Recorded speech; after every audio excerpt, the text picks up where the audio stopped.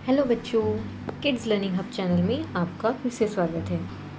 आज हम परिसर अध्ययन भाग 2 में स्वराज्य का प्रारंभ यह पाठ देखेंगे।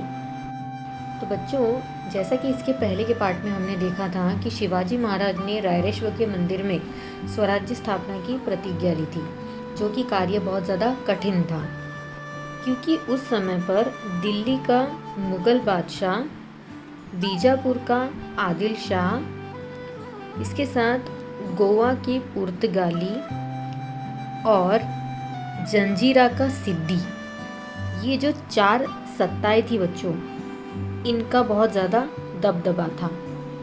परंतु उस समय पर शिवाजी महाराज को अपने स्वराज्य की स्थापना करनी थी और उनके पास सैन्य दल बहुत ज़्यादा कम था, मतलब उनकी सेना जो है बहुत कम थी।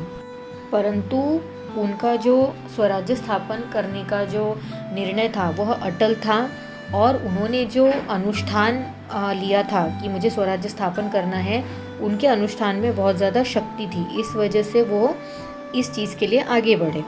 तो बच्चों, आपको एक चित्र दिखाई दे रहा है, यह चित्र है तोरणा किले का।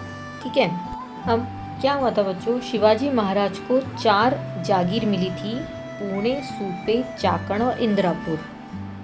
लेकिन फिर क्या हुआ बच्चों कि ये जो किले थे ये किसकी जागीर में थे? बीजापुर के दरबारी अधिकारियों के अधिपत्य के नीचे ये चारों जो जगह थी वो थी। ठीक है, तो जो शिवाजी महाराज को जागीर तो उनको मिली थी, लेकिन उन किलों का जो अधिपत्य है, उन पर जो उनका नियंत्रण है, वो उनको नहीं मिला था। तो जब किला ही नहीं तो उनका स्वराज्य कैसे स्थापित होगा? मतलब किला जिसका, राज्य उसका, ऐसी जो मंशा है वहाँ पर उस टाइम पर थी। किला हाथ में होने पर आसपास के प्रदेशों पर शासन किया जा सकता है। तो जब किला ही नहीं रहेगा तो हम शासन किसके आधार पर करेंगे? तो शिवाजी महाराज को लगा कि हमको जल्द से जल्द एक मजबूत किला जीतना चाहिए। ठीक है, तो उस टाइम पर शिवाजी महाराज को तोरणे किले की याद आई, जो तोरणा का किला था उसकी याद आई। तो जो तोरणा का किला, जैसे आप चित्र में दिखाई दे रहा है आपको तोरणे का किला, तो वो उनके ध्यान में आया।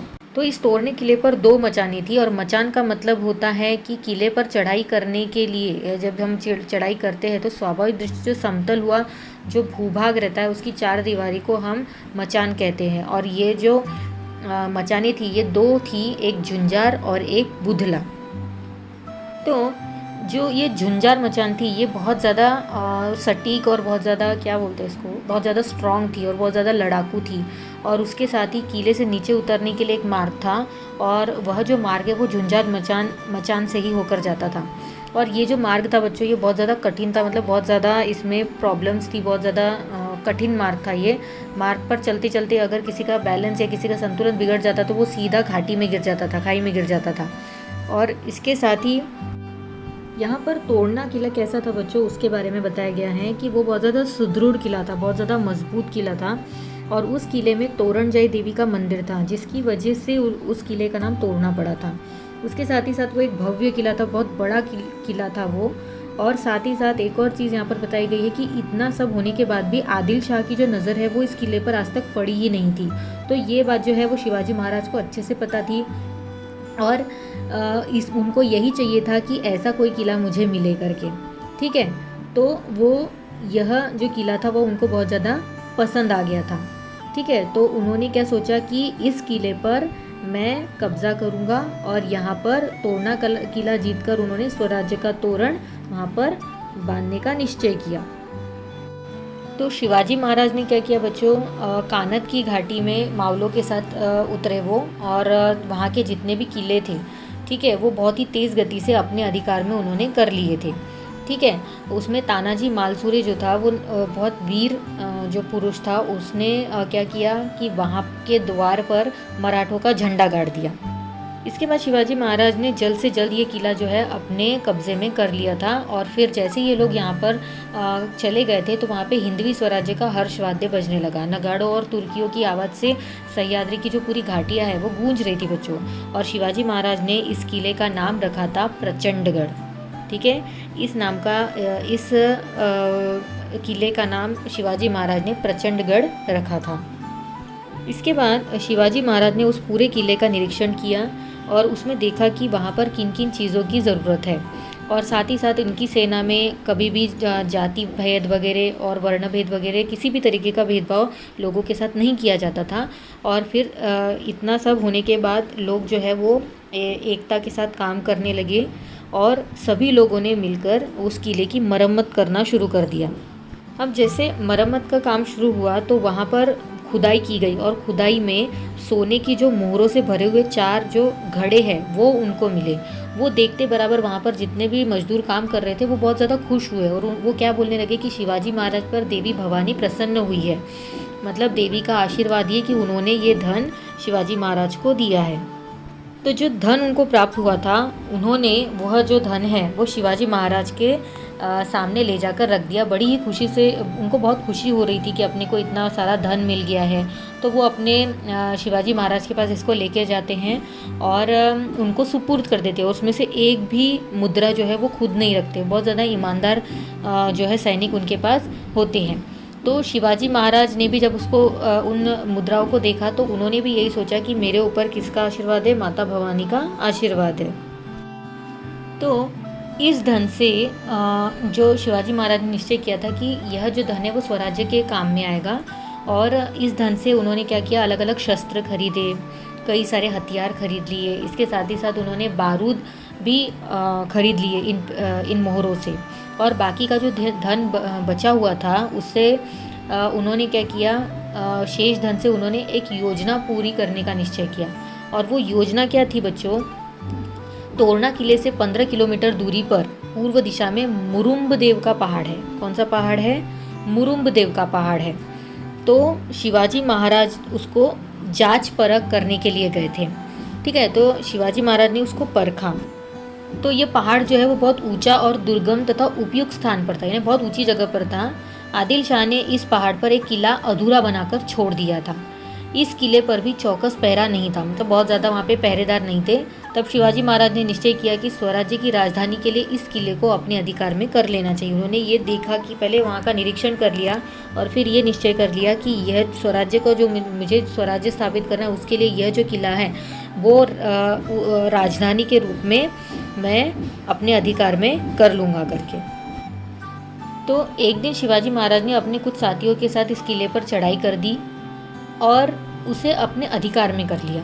तोरना किले पर पाया हुआ कुछ जो धन है, जो उनको धन मिला था, वो मुरुम्बदेव की मरम्मत में खर्च हुआ। मरम्मत का मतलब वहाँ पे जो किले की जो सुधार करने के लिए जो ज़रूरत थी पैसों की, वो इन पैसों से किया गया।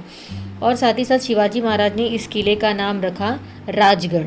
उन्होंने इस किले का नाम राजगढ़ रख दिया और इस गढ़ पर कारीगरों ने पत्थर तराशे, मतलब बहुत सारी छोटी छोटी काम वहाँ पर उन लोगों ने किए। लुहारों ने भट्टी फूकी, बढ़ई, मिस्त्री, मजदूर, भिश्ती जैसे लोग काम में जुट गए। राजमहल, 12 महल, 18 कारखाने और सिंहासन तैयार हुआ। स्वराज्य की पहली राजधानी के रूप में राजगढ़ सुशोभित हुआ। ये जो राजगढ़ आपको दिखाई दे रहा है, इसको बनाने के लिए कई लोगों ने बहुत मेहनत की है, वही इसके बारे में यहाँ पर बताया गया है।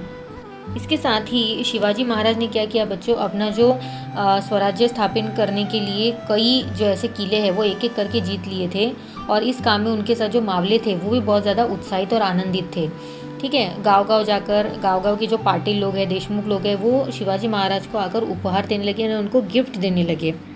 लेकिन बच्चों, इनके पास जो मावले थे, उन मावलों में भी कुछ ऐसे लोग थे जो शिवाजी महाराज से जो ईर्ष्या करते थे, मतलब उनसे जलन करते थे। तो इस ईर्ष्या के चलते उन्होंने क्या किया बच्चों, शिरवल के जो आदिल शाही थानेदार है उनके पास शिवाजी के विरुद्ध जो है उन्होंने शिकायत दर्ज करा दी। मतलब जैसे हम लोग पुलिस स्टेशन में किसी के खिलाफ शिकायत दर्ज कराते, उसी तरीके से। तो थानेदार ने बीजापुर को सारनी सवार भेजा और शिवाजी महाराज की इन बढ़ती गतिविधियों से आदिल शाह को अवगत कराया। उन्होंने शिवाजी महाराज के ये जो कारनामे हैं ये आदिल शाह तक पहुँचाए।